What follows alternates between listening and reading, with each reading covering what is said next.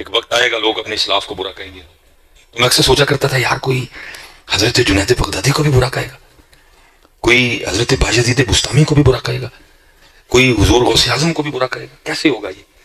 تو حضرت پھر جیلم کے اس لونڈے نے بتا دیا کہ ایسے ہوگا.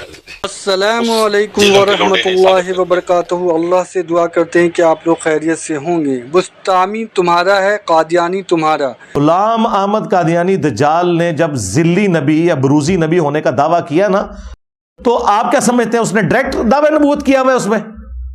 اس نے کہا جی آپ اس کا مطلب نہیں سمجھ رہے. وہ اس نے کہا کہ میں جو ذلی نبی یا ذل محمد یا اپنے آپ کو نبی کا سایہ کہتا ہوں, تو قطعاً یہ نہیں کہ میں کوئی ان کی مسند پہ بیٹھا ہوا ہوں, میں ان کا امتی ہوں. یہ میرا ان سے روحانی تعلق ہے کہ ان کے مشن کو میں آگے لے کے چل رہا ہوں, چونکہ یہ نبیوں والا مشن ہے جو میرے سپرد ہوا ہے. اور